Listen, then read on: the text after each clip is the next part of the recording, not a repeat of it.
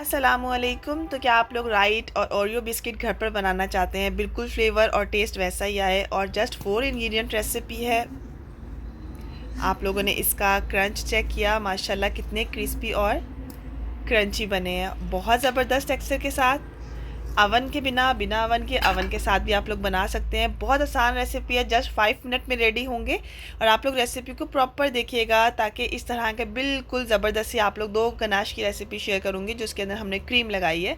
हमने वो क्रीम कौन सी बनानी है, किस तरीके से इसको हम लोगों ने अप्लाई करना है। बिस्मिल्लाहिर्रहमानिर्रहीम। यहाँ पर मैंने ले लिया है शॉर्टनिंग, जो कि होममेड शॉर्टनिंग है, बहुत बेस्ट रहती है। मैं बाहर की शॉर्टनिंग यूज़ नहीं करती हूँ, लिंक आपको डिस्क्रिप्शन बॉक्स में मिल जाएगा। और एक वाइट बटर की रेसिपी इंशाल्लाह जल्द आने वाली है जो मैं आप लोगों के साथ शेयर करूँगी।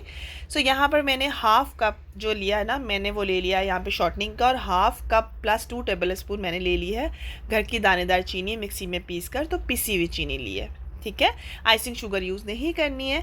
अच्छा, दोनों को हैंड विक्स से 2.5 मिनट तक अच्छे तरीके से आपने मिक्स करना है कि ये फॉर्मी हो जाएगा, इसका कलर वाइट हो जाएगा और ये बिल्कुल हल्का फुल्का सा हो जाएगा। ठीक है। अच्छा, आप लोगों ने जो अगर इसके अंदर बटर यूज़ करना चाहें कर लें, लेकिन मैं ये जो क्रंची बिस्किट्स होते हैं ना सारे, इनको जो है ना, कुकीज़ होते हैं जो, इनको जो है ना मैं कोशिश करती हूँ शॉर्टनिंग से बनाने की। ठीक है, टाइमिंग साथ साथ बता रही हूँ। हैंड विक्स आपने यूज़ करना है। आप लोग बिल्कुल से इलेक्ट्रिक बीटर यूज़ करोगे तो आप लोग 1.5 मिनट तक इसको बीट करोगे फुल स्पीड के ऊपर। ठीक है, तो ये डिपेंड करेगा कि आप लोगों ने क्या यूज़ करे और कितनी देर आप लोगों ने यूज़ करना है। ये रेसिपी बहुत ज़्यादा जो है ना डिटेल से देखिएगा। सो अच्छे तरीके से देखें, इसका कलर लाइट भी हो गया और ये बिल्कुल फ्लफ़ी और हल्के फुल्के हो गए। उसके बाद मैं इसके अंदर ऐड कर दूँगी यहाँ पर बाकी के इंग्रेडिएंट्स, जिसमें हमारे पास है यहाँ पर मैदा। ठीक है, जो मैदा मैंने बनाना आपको बताया हुआ था वो वाला मैदा आपने यूज़ करना है, लिंक आपको डिस्क्रिप्शन बॉक्स से मिल जाएगा। उसके साथ हमने जो हम ऐड करेंगे वो होगा 1/4 कप, और मैदा ऐड करने के बाद जो ऊपर का 2 टेबल स्पून बच जाएगा वो मैं ऐड करूँगी ब्लैक कोकोआ पाउडर। ठीक है। अच्छा, अगर आपके पास ब्लैक कोकोआ पाउडर नहीं है तो इसके अंदर अगर आप कलर ऐड करोगे ना तो ये लिक्विड हो जाएगा, तो इसलिए ब्लैक कोकोआ पाउडर इसके लिए ज़रूरी है अगर आपने ओरियो और राइट बिस्किट बनाने होंगे। ठीक है, वनीला एसेंस भी मैंने पहले ऐड कर दिया था, फ्यू ड्रॉप।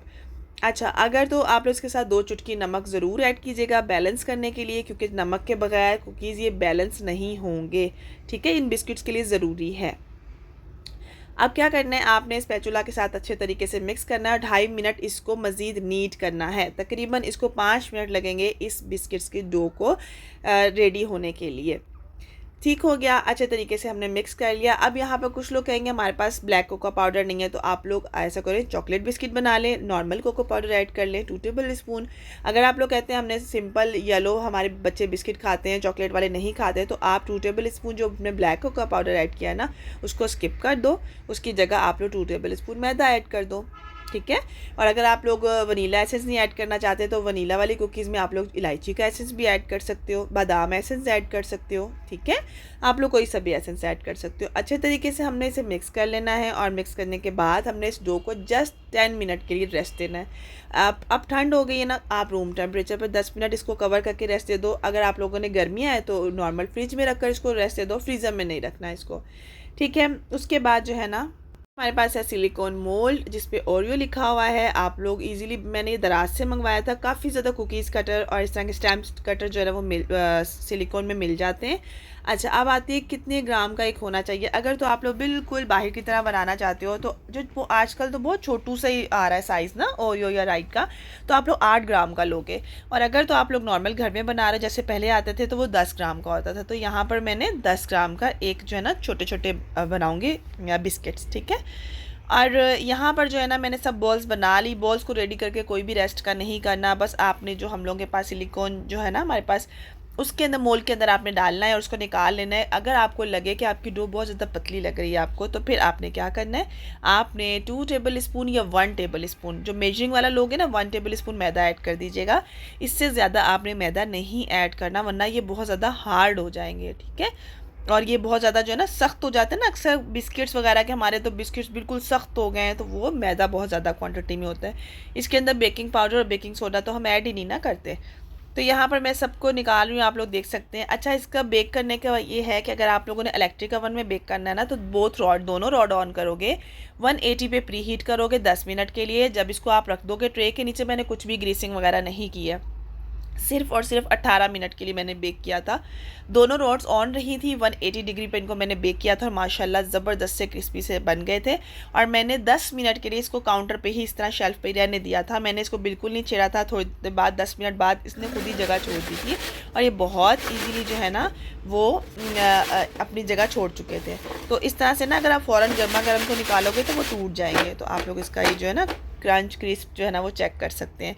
इसको फ़ौरन से जैसे 10 मिनट हो गए आपने निकाला तो उसके बाद जस्ट 2-4 मिनट में 5 मिनट में आपने फिर एयर टाइट बॉक्स में इसको डाल देना है। चूड़ी वाला बॉक्स होगा उसमें डालना है।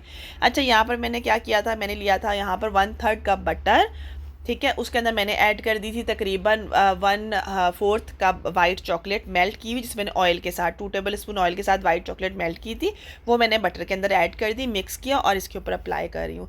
अच्छा, उसके अंदर थोड़ा सा मैंने 1 ड्रॉप वनीला एसेंस ऐड किया था। आप लोग ये भी ऐड कर सकते हो। सिंपल वाइट गनाश जो होती है ना, आप लोग वो भी ऐड कर सकते हो, जिसमें वाइट चॉकलेट की क्वान्टिटी ज़्यादा रखोगे ताकि ये अच्छी तरह से स्टिक हो सके। ये बहुत ईजिली जो है ना सेट हो जाती हैं। आप लोग इसे ज़रूर ट्राई कीजिएगा और मुझे फीडबैक दीजिएगा। बहुत आसान सी रेसिपी है, आप लोग इसे जो है ना कोई से भी बना सकते हैं। आप लोग वनीला बनाएं, चॉकलेट वाले बनाएं या इस तरह से डार्क बना लें। तो डार्क के लिए आपको ब्लैक कोको पाउडर लेना है। मैंने बेक हाउस का यूज़ किया था, आप लोग किसी भी कंपनी का ले सकते हो। तो यहाँ पर माशाल्लाह देखें लुक कितना अच्छा आ रहा है और मैं आपको बहुत नज़दीक से भी दिखा देती हूँ।